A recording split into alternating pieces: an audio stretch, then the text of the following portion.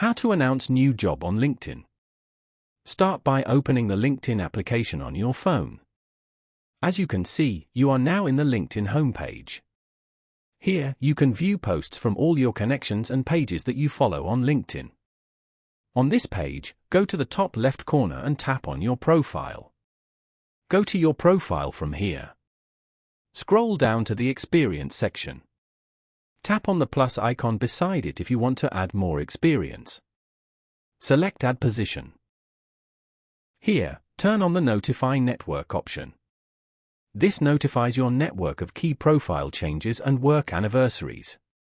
You can now add your experience details over here, such as title, employment type, company or organization and more, location type and more. You can also add skills or media if you want. Once you're done, tap on Save at the bottom. Following these steps, you can easily announce new job on LinkedIn.